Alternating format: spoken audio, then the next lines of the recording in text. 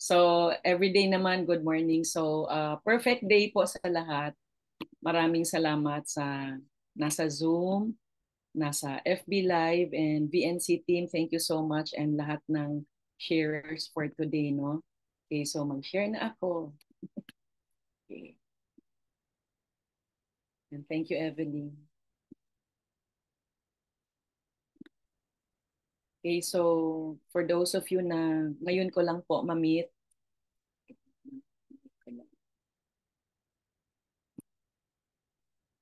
so I've been using the products for 29 years, so I'm 66.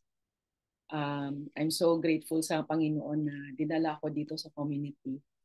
Kasi yung tagline na living your best version and living your best life is not just a phrase.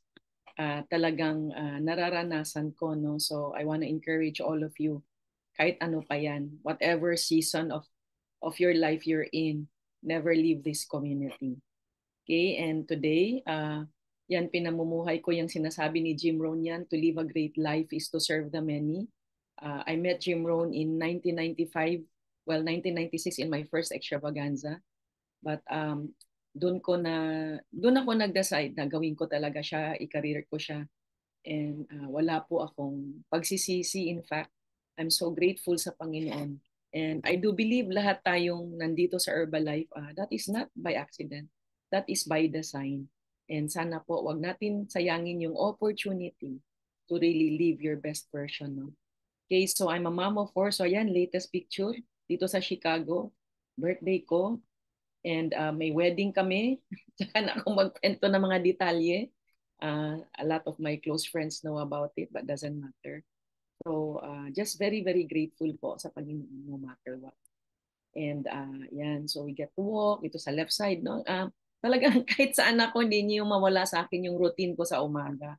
And itong si Marcus Jim Rohn, even when I was just starting, I had two more babies, no, along the way. Apat ang anak, and these are my Herbalife babies. I was 39 and 41 years old.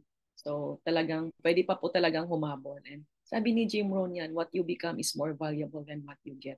And yes, that is why God created us in this world, because He wants us to become like Him, to become more, no, in our life's journey pala, para maging maayos ang buhay natin no matter what season of life you are in. Kaya for those of you na hindi pa alam ang story ko, I'm a CPA. I finished my master's. I really studied very hard because I didn't come from a rich family. Yung minsan na ang tatay walang pangbayad ng tuition. Hindi ko alam kung bakit ko naiiyak. So anyway, uh, sobrang, kaya wag niyo pong, anong situation niyo ngayon.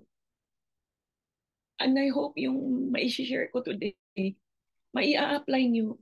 Kasi alam ko marami sa mga tao sa Philippines, financially hard up because of maybe situations and decisions made in the past. But you know, that's past. So anyway, sa nangyayari sa akin ngayon, doon ko nakita kahit naman pala marunong ka, summa cum laude ka, may MBA ka, may CPA ka, wala naman yung kinalaman sa financial independence mo, sa financial blessings mo, at sa to really live a great life. Wala po yun. Well, it helps you learn and grow, but that's not the end of your story, kumbaga. So talagang yung growing yourself in all areas of your life, which this community really provides you, wag niyo pong sayangin. Lahat po yan, i-value ninyo. Okay? So, I love this business because anytime you are, wherever you are, you can mentor people, no?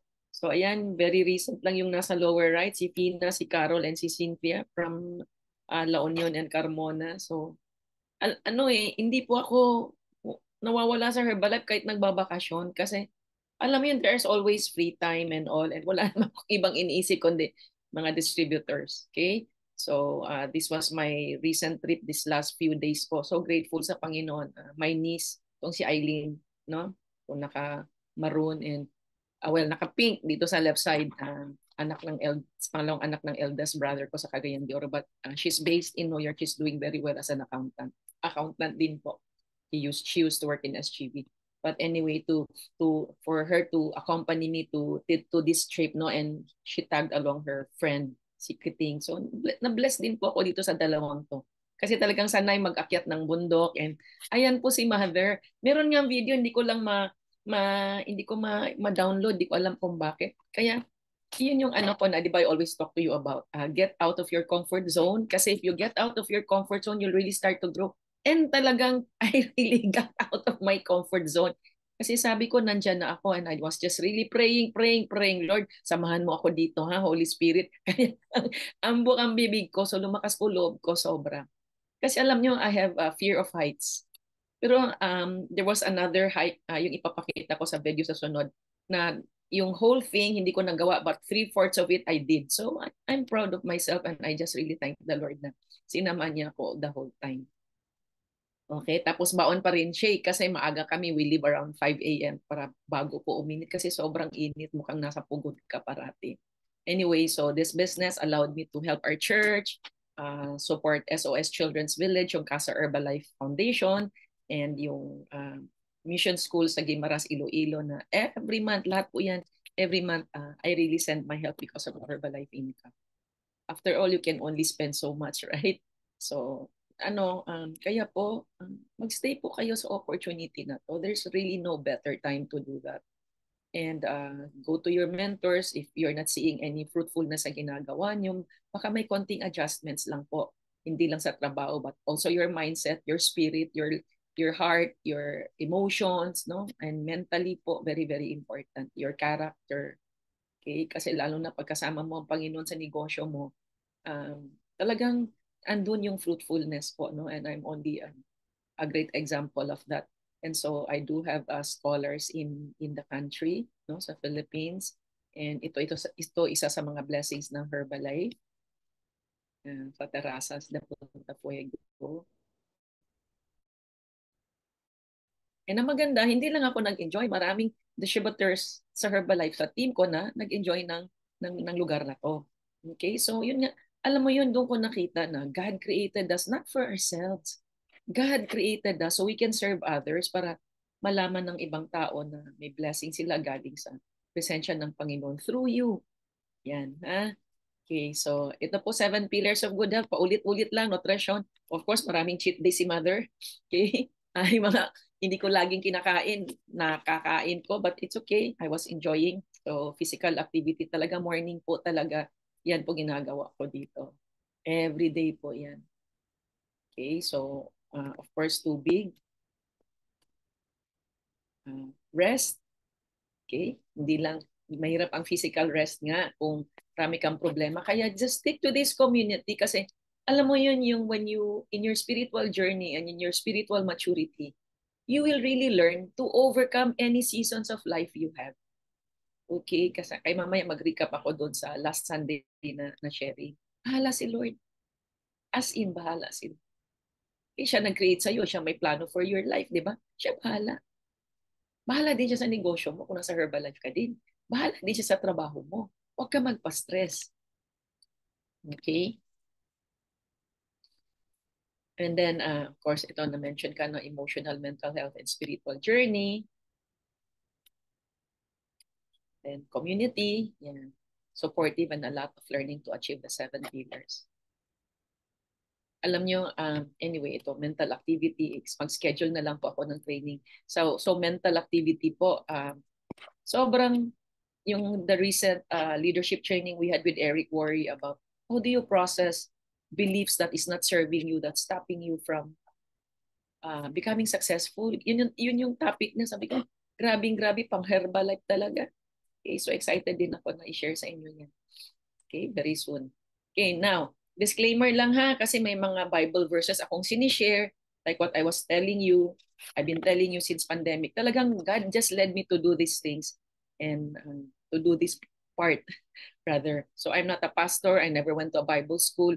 I just learned through my spiritual mom, si Pastora May Garcia and Pastor Rolly na sa Shiloh, na talagang yung importance of deepening your relationship with the Lord to go up higher in in your relationship with Him, and really understanding the Bible verse. Kasi madali man lang magbasa, pero kung hindi natin talaga maalala, hindi natin masaulong, hindi natin ma-pray about, ma-reflect, uh, paano makatulong sa buhay natin, kahit naririnig natin, nababasa natin, that it's going to go to waste.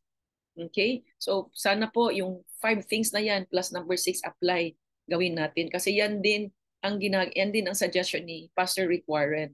So yung topic ko po today is a topic from Pastor Rick Warren, no? So when sabi nga niya lagi, when you use the gifts that God has given you, it is an act of worship. Bawat isa sa atin, kahit hindi mo pa na-discover yung gift na yon, kaya nga do your best to grow in Herbalife kasi talagang doon mo madi-discover yung mga gifts na binigay ni Lord sa iyo. And see, kala ko noon ang una, ang worship is singing-singing lang. Yung pala, to really maximize the potential God gave you is an act of worship, and even giving your tithes is an act of worship. Okay? So John 15:8, sabi dito, when you produce much fruit, you are my true disciples. This brings great glory to my Father. So hindi po pwedeng hindi ka fruitful sa endeavor mo. And if you're in Herbalife, hindi po pwedeng hindi. May kulang lang yan. May kailangan ka lang ayusin sa sarili mo. Okay. So, andyan si Lord. So, ito po yung topic ko, the season of financial stress. And alam ko, marami dito makarelate, makakatulong sa inyo ito. Okay, and sa mga taong wala dito, na sa tingin nyo makatulong, share this to them. Kasi after naman may session, di ba, there's a recording. YouTube naman po namin yan. Okay, so again, Pastor Rick Warren is the best-selling author of the book, The Purpose-Driven Life. So, ayan ha. Hindi, alam niyo, hindi ko talaga maintindihan paano niya ako nilid sa materials niya. I only knew him because of that book that was about it. Grabe ang Panginoon, I tell you. So recap lang po from last Sunday, ha? Okay, wait lang po. So we learned about the 5 facts about the seasons of life. Yung mga experiences mo sa buhay natin, sa buhay niyo, ha? There are facts about it. So when it's fact, it na yan siya, totoo yan, hindi yan nagbabago. Number 1, they are beyond our control. So pag sabi, they are beyond my control, ano mga nangyayari sa buhay ko, they are beyond my control. Kaya alam nyo, na ano ko na rin sa sarili ko, anything happening in my life, anything may sasabihin ng tao na that is beyond my control, bahala si Lord. Ganyan po ako. Hindi ako magpapa-apekto. Okay, number 2, they're often confusing and God does not owe us an explanation. So yung mga pangyayari sa buhay natin does not owe us an explanation. So hindi tayo pwedeng magalit sa Panginoon at kung ano natin. Okay, so just receive that. And then in every season, we have something to learn. So every moment, there's something to learn, something. When you learn it, you start growing. You start internalizing it. Okay? And then, itong ano man event mo sa buhay mo, yan, they include bad and good times. Kaya po, pag may mangyaring hindi maganda sa business mo, sa pamilya, huwag na magdrama. Wala na. Move on ka na and ask the Lord to guide you. Okay? And I will tell you the next part. Okay? Yung letter B. So, and remember this, what I sow in one season, I'll harvest in another. Kaya yung mga pangyayari, puro nega naman din ang isasagot mo dyan. Puro negative din ang ma-harvest mo. Wala kang fruitfulness. Puro malas. Yan, sasabihin mo pa sa word, malas, malas. See? Mantayan mo din yung bibig mo. Okay. Next. Okay. How to make the most of each season. So, ano life situation mo? Okay. Remember ito, 4 po ito. Number 1, what can I learn in this season of life? So, ngayon, sa buhay mo, anong nalalearn? Anong pwede mong i-learn? Lalo na sa mga bagay na, alam mo yun, hindi mo desire na mangyari at tapos nangyayari. Okay? Or you have financial problems like in our topic today. What are you learning? Kasi if hindi ka mag-pause, mag-pray, Lord, anong kailangan kong ma-learn dito? At ulit-ulit mo siyang gawin, papatong ng papatong ang financial problem. Para bang hindi ka madala. Okay, and I've seen people like that, which is really very sad. They created their own problem. Number 2, what can I enjoy in this season of life? So, in spite of your financial problem, because that's our topic, anong pwede mong enjoyin at i-appreciate? Okay? Sa season na to sa buhay na you have financial stress. Okay?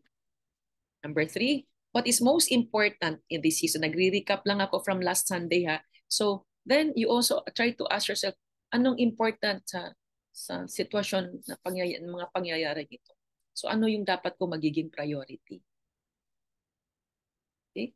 So kung ako kayo, nasa Herbalife kayo, diba? Sa a lot of you, focus kayo sa income-producing activity. Bawas-bawasan na yung pag-scroll sa social media, pag-like, pag-reply. Kasi wala ka rin naman ano dyan. Okay? Anong kailangan sa Herbalife para maging fruitful? Mag-arrange ng event, mag-talk to as many new people as we can. Kaya dito din, alam mo yun, yung every opportune moment I really share. But, sabi nga, what you sow, you will harvest in the next season. So, bahala na rin si Lord. Okay? Then, isa pa po, in spite of kung ano man yung kawawa-awa mong sitwasyon, always think about other people. How can I help others in this season of life? Alam mo yun, yung ako nag-enjoy ako sa vacation po, but guess what? Ano yung heart ko? Paano pa ako makatulong sa mga tao sa Herbalife? Kaya nga, hindi naman ako nawawala. Okay? So, nag-aaral pa din, nag-share pa rin. Kung sinong kailangan kausapin, kinakausap pa din. Okay? So, talagang laging other-mindedness kasi yan po ang gusto ng Panginoon. Okay? So, mayaman, mahirap, lahat po yan may problema, may financial stress po. Okay? Ngayon, ang ano pa ng Panginoon yung to really test you, parang acid test kung talagang hanggang saan ka is talaga sa money issues, no, when it comes to money issues. And I want you to wait lang po ha. Guarantee po ni Lord ito, Philippians 4:19. Promise niya to, God will meet all your needs, all, lahat. Okay? Lahat ng pangangailangan mo according to the riches of His glory in Christ Jesus. All. Pero magtataka ka, bakit parang hindi natutugunan tong promise na to? Kasi meron din siyang, syempre, kondisyon, diba? Meron din siyang kondisyon. Kaya susundan talaga natin yung mga nandito sa Bible, ha? Para ma-bless tayo financially. And I hope talagang isa sa ulo. Okay. So there are 5 conditions that God has promised to meet my financial needs. So paano tugunan ng Panginoon ang mga worries ko sa finances ko? Okay, number 1, if I ask for His help. Ikaw ba, humihingi ka? Specific, yung specific, hindi yung puro ka lang emote, tapos nalulungkot ka na, wala ka naman hiningi, ano ba talaga? Kahit ba, alam mo yun, kahit na alam na niya, wag lang ulit-ulit. Yung hindi ba kailangan mahaba? Alam mo, prayer to the Lord in my own understanding is just a conversation with Him. Father natin siya, so it's just like talking to your Father. Walang maraming ritual. Okay? So, yan po, it's just a conversation. Okay? Sabi nga, seek and you shall find. Ba? Ask and you shall receive. Unfortunately, many do not ask. Ako naman, yung asking ko, tini-thank you ko na kay Lord kasi dinideclare ko na inayos na niya. So doon naman po ako. Okay? So you can also do the same. Parang imbis na, Lord, ganito, ganyan. Kasi lagi ko din ang iniisip na alam na nga ni Lord yung pangangailangan na bibigyan na natin siya. Kaya lang, mag-thank you ka. Because bakit ka nagte-thank you? Naniniwala ka na sinagot na niya. Pero aayusin mo din, align ka din sa anong dapat actions mo para matugunan yung inihingi mo doon sa financial problem. Okay? So, yan. And then, James 4 verses 2, you do not have because you do not ask. Okay? So, yan, paalala po. James 4 verses 2. Then, John 16:24, you have not asked for anything in my name. Okay? So, ask and you will receive so that your joy will be the fullest possible joy. Kaya we have to treat God like our Father, di ba? Abba, Father. Father. So if you had an opportunity to have your father around when you were still growing up, di ba takbo lang tayo sa kanila? Anong hihingiin natin, etc. Hindi naman natin iniisip, ibibigay ba to ng tatay ko o hindi? Basta we just ask, di ba? So ganun din si Lord. Okay? Kaya sobrang, He really, really loves you. Yan pa, yun lang, dapat maniniwala ka din kahit ano ba sitwasyon mo ngayon. Okay? Kaya nga do not focus on your financial problem. You focus on Jesus. You focus on the opportunity. you focus on being grateful. Okay? So number 2 po, okay, so yung una, if I ask for His help, so yan ang isa sa mga kondisyon bago niya sagutin mga problema mo sa finances. So, sinabi mo na ba kay Lord yung money problems mo? Ilista mo. Ibigay mo lahat. So, laging araw, monthly, nuhulog ko, Lord. Lord, tulungan mo ako, mabayaran ko na. Basta bahala ka nang kumausap sa tatay mo. Okay, number 2. Okay? One condition that we also need to meet, if I learn to be content. Okay? So, kasi minsan, andun na yung problema, nakalimutan natin humingi sa Panginoon. Hingiin mo, okay? Because you deserve to ask that. He's your Father. Okay? So, nag-aantay din siya. Number 2, ba hingingin mo, pero may kagawin ka. Hindi yung hingin mo, nakanganga ka lang din. Okay? Number 2, another condition that you all need to meet is if you learn to be content. Yan. Number 1, wag mag-compare kasi comparison, yung comparing yourself with others, what they have, yan ang delikado kasi minsan mag-ambition ka, hindi mo pa man din kaya. Okay? So just learn to be grateful, focus on gratefulness with what you have. Alright? Okay, so ano din yan eh, kung nasa Herbalife ka, kung ano yung uh, level ng business mo ngayon, appreciate that. Huwag magreklamo about downlines mo, about upline mo, about crossline mo. Walang reklamo. Just be grateful and ask the Lord to lead you to help you really grow. Yan ha. Tapos walang compare. Kasi iba po ang sitwasyon nyo sa ibang tao. And alam nyo, I used to be like that when I got started. Parang, kasi syempre, immature pa din ako spiritually, emotionally. Para bang natataranta ako if yung ibang tao, mas malaki ang na-achieve, etc. Ganun. And I ended up not being happy. So, buti na lang talaga nag-mature ako. I cannot compare myself with others. Ito sulat nyo to, sabi ni Anthony Robbins. Compare yourself with what you are capable of. Ulitin ko ha. Compare yourself with what you are capable of. Okay? And lalo na po when it comes to material things ha, hindi pa kaya, wag muna. Magtyaga ka lang kung anong meron ka. Okay? So, pa na-reach yung level ko, hindi na problema yung mag-shopping, etc. But even nung I started making money on my own, nag-aantay din ako ng sale. Doon lang din po ako sa sale. I mean, alam niyo po yung magpasyal ako dito and all na you don't even have to worry about money. But saan galing yun? Kay Lord. Galing yan sa Herbalife. Kaya ayusin lang po natin ang sarili natin. Ha? Kasi kahit po ngayon na ngayon, magbuo si Lord sa inyo ng maraming blessings sa Herbalife, kaya mo ba hawakan? Masira ka lang. Kaya tinitingnan niya puso nating ingat po tayo. So Philippians 4 verses 12, I know how to live on almost nothing or with everything. I have learned the secret of contentment in every situation. Okay? So ayan, kaya po, uh, cool ka lang. You can still have them. There will, alam yun, time ba? Time, mag-wait ka lang, ha? Yun lang talaga. Wala, yung, alam mo yun, yung masyadong ambition, hindi naman pa kaya, etc. Wag muna. Unahin yun lang muna yung mga priorities, ha? Lalo na may mga anak kayo. Pag lumaki yung mga anak nyo, lalaki din ang gastos nyo. Siguro ngayon kaya pa dahil maliliit pa. Pero kailangan mag-ipon. Okay? And sa mga pang-emergency po, ha?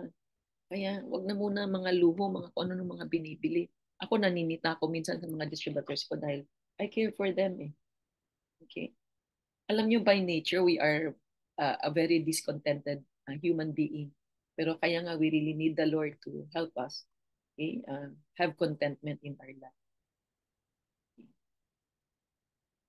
Tsaka yung, alam mo yun, yung saya mo, yung joy mo, yung satisfaction mo, hindi because of sa ibang tao, kung hindi because of the fact that your worth is anak ka ng Panginoon. Nothing to show each other, no? Gadget, etc. Lalo na if you are very mahilig sa gadget, tsaka na muna. Ba't kailangan marami kang, minsan nakikita ko nga yan eh, tapos alam ko naman may mga utang ito. May mga kung ano nung gadget. Huwag muna. Pag sobra-sobra, pag dumating na kay Prestige, wait ka lang. Okay. Talagang, alam mo, I learned this phrase for questions from my father-in-law kasi he's Ilocano. And bago bumili, ganito ang question mo sa sarili mo. Do I want it or do I need it? Alam mo yun, even na I'm here in the States, kasi I have the money. I can really buy here and there. But you know, I still ask myself, do I need this? So kung hindi ko nabibilhin. See? So ganun pa din yung ano ko. Okay? Pero sa pagkain, yung mga lagi kong matagal ko nang hindi kinakain, kinain ko. Okay, that's another story naman. Okay, so contentment. My happiness does not depend, okay, on that, ha? So, First Timothy 6, verses 6 to 7. There is great gain in godliness combined with contentment. For we brought nothing into the world so that we can take nothing out of it. Kaya alam mo yon, yung if we are too much into material stuff at yun lang yung nagpapasaya sa'yo, medyo uh, mag-isip-isip. Okay? Why? I don't think that's lasting happiness or lasting joy for you in the end. Kasi, I don't know, but for me, uh, sa akin yung joy is pag nakikita ko yung may natulungan akong tao na na-transform ko yung mindset, na-transform ko yung buhay. Kaya nga gusto ko lagi mag-Herbalife. Okay? So yan ha, there is great gain in godliness, meaning to really have a deep relationship with the Lord combined with contentment. For we brought nothing into the world so that we can take nothing out of it. Okay, so what meron siyang ganyan? Doesn't matter for me. Yan yung mga ano. Okay? So look at priority. Alam mo yun, yung sa Chinese kasi, maliliit na iniipon mo, in the end, that also adds up. Malaki po yan. Okay, kaya ingat po kay Shopee, Lazada ha, kung ano pa yung mga website dyan. Yes, maliliit, mura lang to, mother. Total mo lahat yan. O, pabili mo na lang Prada kasi seed mo yun. Ikaw ngayon nangangailangan ng pera. Alam mo yun, minsan may pupuntahan ah, or bakasyon or what, kailan pa ba bumili? I don't know about that. Kaya wag na muna, gasto-gasto ha. Okay? It's not necessary. Or minsan, halimbawa, may activity sa Herbalife, kayang dalawang tao ang pupunta, okay. Kung hindi, sige, isa lang muna hanggang sa dumami ang income. Or kailangan ba isama din ang mga bata kasi doble, triple gasto? Pag-isipan niyo po yun. Kasi there will always be a great time for that na hindi ka stress pag uwi mo sa gastos. Okay? Wag muna yung ayaw mo mag-alangan. Wag muna ha. Okay.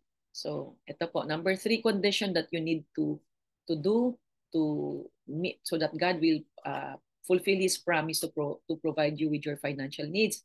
Yan, if I practice giving in faith. Okay, anong ibig sabihin nito? Alam yun, walang-wala ka masyado. May utang ka, ayaw mo pang mag-tithes. But you know what? One of the successful people that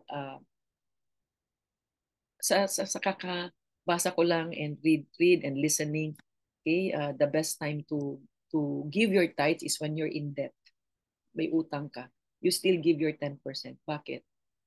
Kasi you're practicing giving in faith sa Panginoon. Okay? Kasi alam mo, marami ka pang wag niyong dayain si ang Panginoon. Buti nga 10% lang ang binigay niya, ang hinihingi mo. And if you can give more, do it. Kasi there's like blessings, no? Of enough, blessings na extravagant that God is going to do to you, and blessings na supernatural and extravagant blessings. Okay? Pag sobra-sobra din ng ibibigay mo, ibabalik ng mas grabe din. Okay?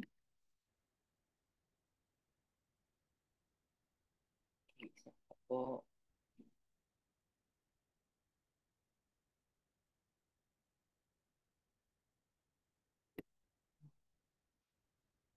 So, ito po, Second Corinthians, oops, okay, 2 Corinthians 9, 6 to 8. Remember this, whosoever sows sparingly will also reap sparingly. Ulitin ko po yan ha. Kasi yan din po talagang nag-a-apply sa Herbalife. Whoever sows sparingly will also reap sparingly. So kung like, di ba sa atin po, saan ang fruitfulness if we keep talking and talking, sharing and sharing to new people, once you learn conversions and all that. non-stop ng mga bagong tao. Okay? So if konti, expect ka lang din konting result. If marami ka namang ginagawa, sabi nga, massive action, massive result, diba? And so whoever sows generously will also reap generously. So each of you should give what you have decided to give, not reluctantly. Kaya check din po yung puso or under compulsion. For God loves a cheerful giver. And God is able to bless you abundantly, so that in all things, at all times, having all that you need, you will abound in every way. Alam niyo po, every time I receive my checks, okay, dollars, peso, ganyan sa Herbalife, I really pray. Hindi po ako automatic 10%. Ano po yung amount na nilagay ni Lord na ibigay ko, yun po ibibigay ko. Okay, so one day soon, yan din ano sa inyo na hindi lang 10% ang maibigay. And masarap po. Okay, and that's why in the end, sobra-sobra din yung ibibigay niya, ibabalik niya. Okay? Kaya nga yung really taking actions is very very important. Okay?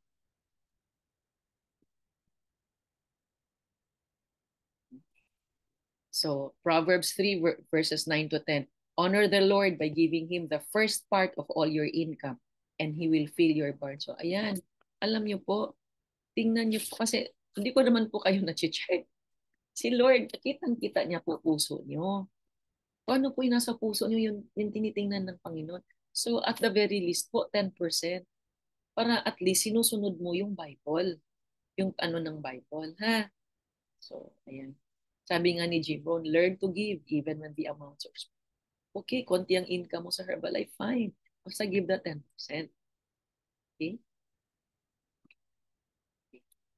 Tinanong ko pala yan sa spiritual mom ko, Pastora, ano po, gross or net? Sabi niya, nasa iyo. See? Nasa atin din daw. Okay, so the conditions, wait po.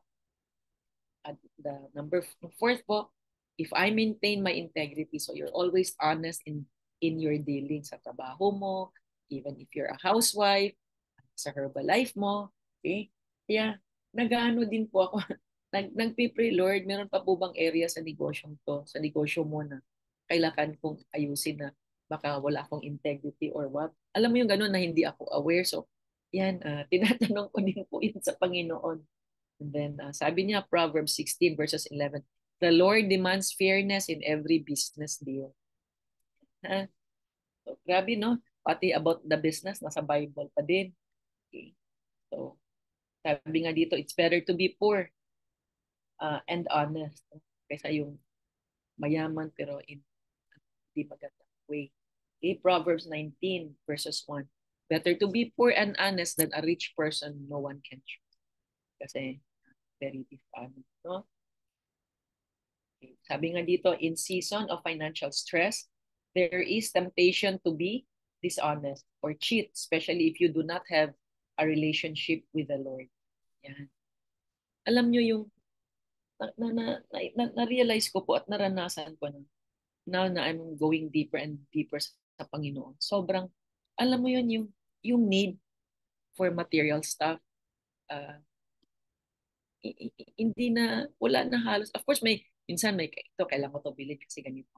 Pero yung talagang sobrang yung puro na lang material stuff, hindi na po. Okay, so parang you'll really feel very, very content.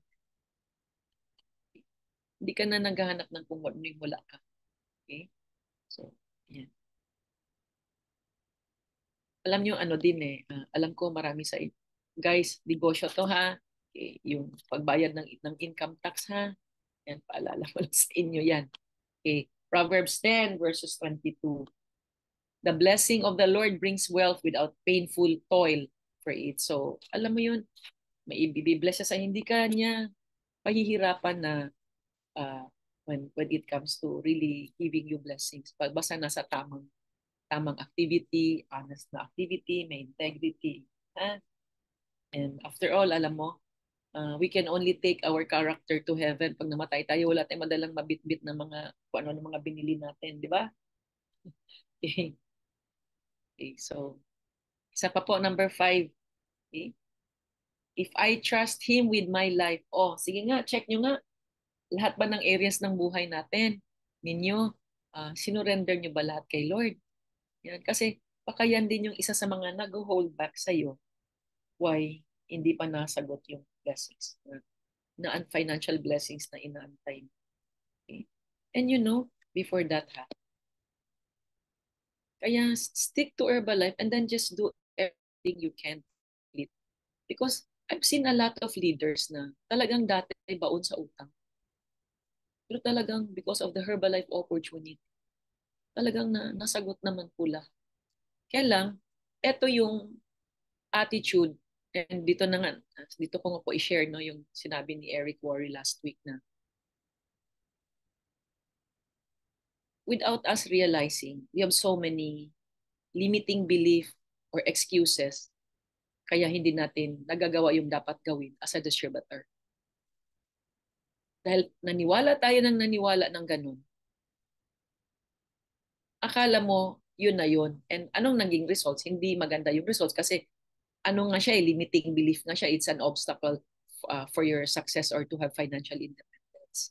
So he taught us how to reframe everything na para yung any limiting belief na yung mga belief mo, okay, marami kang nagawang, marami kang dahilan, marami kang excuses, hindi mo magawa, etc. Wala kang fruitfulness. Okay? But at the end of the day, ikaw yung affected eh. Dahil hindi ka fruitful, hindi pa rin nasagot yung financial problem mo, hindi pa rin natugunan lahat kasi kulang yung activity mo or in-entertain mo yung mga excuses na pwedeng maging hadlang for you. So think about that. So ang ano doon is to change your mindset. Ano yung pwede mong gawin? Alam mo yun, masanay ng buhay na walang excuse, walang dahilan, walang obstacles, walang anything to stop you. Kasi lalo na po, if you are financially uh, in ano, stress ka ngayon financially, it's the best time to get out of that excuse. Kaya lagi ko din po sinasabi sa inyo, 'di ba? Na huwag niyong gawin ng mga anak niyo excuse na hindi ka maka-Herbalife. Kasi when you do well, your children will benefit. Kaya ngayong tong birthday ko dito, I got to spend with my children. Kasi well, sila Lizal umuwi na sa Manila but kasi they were ahead of me but uh, um, they also had an opportunity to go to Seattle, New York. Alam mo yung ganun? So, all I'm saying is, ang maganda kasi sa Herbalife, because of the marketing plan, lahat yan gagawin, mapamana mo sa anak. Think about that. Maghahanap ka lang ng paraan. Magta-tumbling and speak ka lang. I even remember Teacher Marie when they got to presidents. And they really told me they've never worked this hard in their life. But in the end, it was worth it. Kasi may mga utang din sila. Sila Beng Medina, may mga utang. Okay? So I can say that kasi sinishare naman nila yan sa story nila. So hindi siya hadlang kung ano yung current situation. Yun masanay ka, maging lifestyle mo yung aalisin mo ang kahit anong hadlang, kahit anong season ng buhay mo today, kailangan mong i-overcome yan para makapagkausap ka ng tao, maka-attend ka ng training. Tsaka alam mo yun, nabibingay na ako yung traffic, yung internet, kaya hindi ka naka-attend ako. So, those excuses is not going to serve you. Yes, they're real, but they're stopping you from growing kasi hindi ka maka-attend ng learning. So anong pwede mong gawin? Hindi ko po alam. Ikaw maghanap ng paraan para hindi ka mamproblema sa internet. I don't know how. I don't know what. Yan lang yung nasabi ni Eric Warren na you have to learn to stop with all your excuses, your limiting belief because they're not serving you. Lalo na marami po sa inyo may mga financial problems, no? So I don't know, wala na po yan dito sa notes ko, pero I guess the Lord is just trying to remind me. Okay? So Matthew 6:32 to 33, your heavenly Father already knows perfectly well that you need them, yung money, finances, for example, and He will give them you if you give Him first place in your life and live as He wants you to do. So yun, kaya umaga pa lang, unahin niyo po siya. Kaya kami may prayer perimeter kami, 5 a.m. Kung gusto niyo mag-join, mag-text kayo sa akin. So 4:30, naka-log in na kami. So hanggang 6 kami. Pero nabibless po ako. So unahin siya. Unahin siya sa tithes, unahin siya sa pag-spend time mo sa kanya. Can promise you, lahat ng mga nandun sa prayer perimeter, sobrang na-bless. Ba't yung mga relationships nila sa husband and wife nila talagang naaayos. Sa mga anak nila, sobrang bibless po kami. Hindi po to religion ha. Sabi ko sa inyo, relationship po ito. Okay, so yan na, ano po na. So, First Timothy, wait lang po. Oops.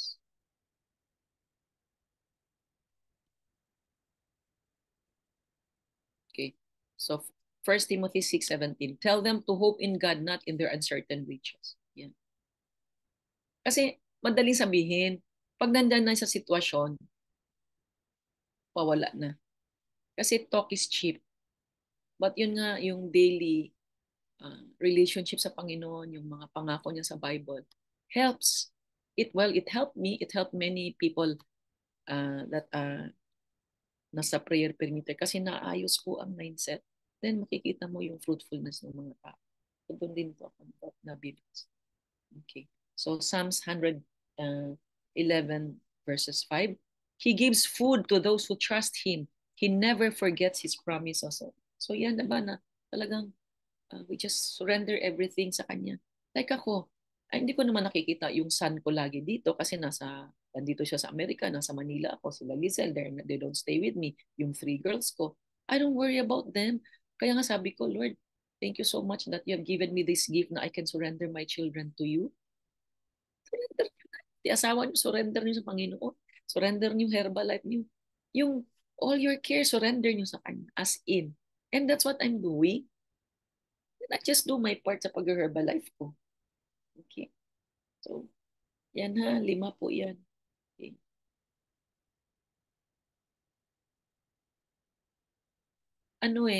I think we need to realize na God gave His only begotten Son to die for us, si Jesus.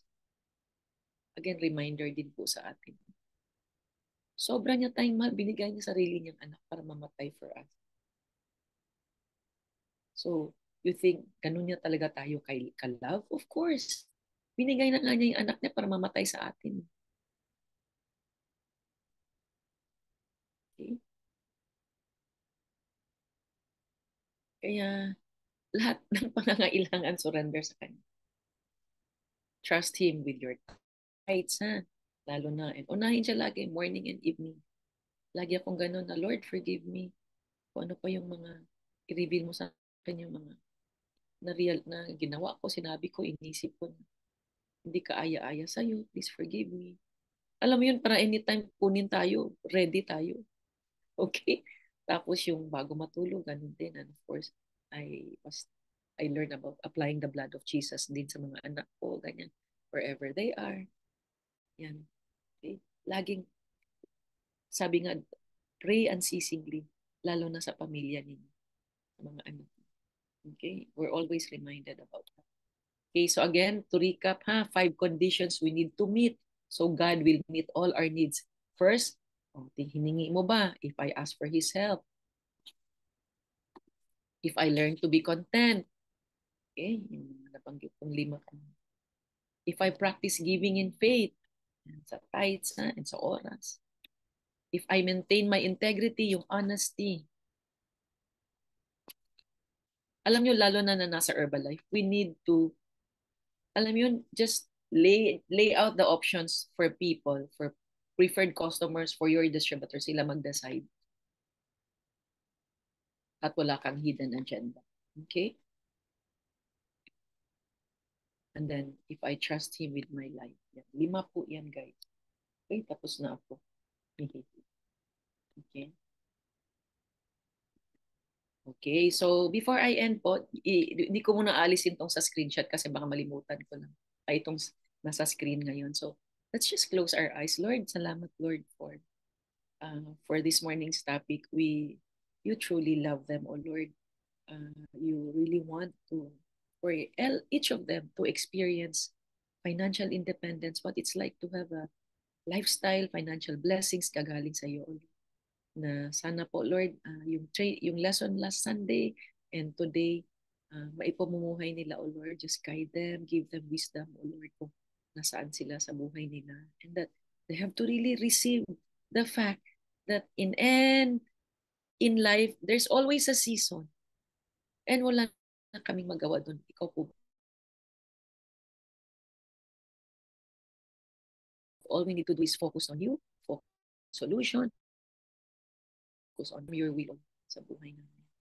And for those of you po na maybe this is your first time or you've not really accepted Jesus as your Lord and Savior. And ito po, just to clarify, hindi po ito religion, ha? You're renewing your relationship with the Lord and you're really acknowledging Him. Okay? Na siya talaga ang Lord mo. Alright? So, Lord, forgive me. Follow lang po. Lord, forgive me for my sins. I just want to invite you. I'm not going to force you. Okay? So, Lord, forgive me for my sins. Mula ngayon, Lord, I just want to surrender my life to you. All areas of my life to you, O Lord. Lord, be the manager of my life. From now on, I want to serve you. Kung ano man yung binigay mo sa akin. Business, trabaho, or role sa family. O just want to surrender my life to you, O Lord. Be the manager of my life. Continue to guide us, give us wisdom, and pag-ingatan lagi yung mga namin, O Lord. In the name of Jesus. Amen. Andyan pa ba kayo? Okay. Tapos na po.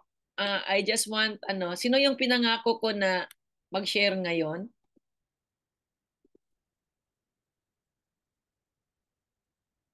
Sino pinangako kong mag-share today ng how God has blessed you this week?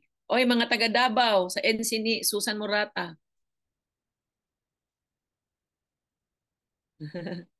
Okay, so kuan kanang sinong gustong mag-share how God has blessed you?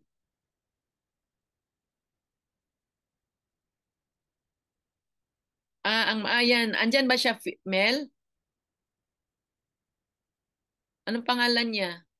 Sige, mag-raise na lang siya ng hand para ma-unmute namin siya. We don't know him eh.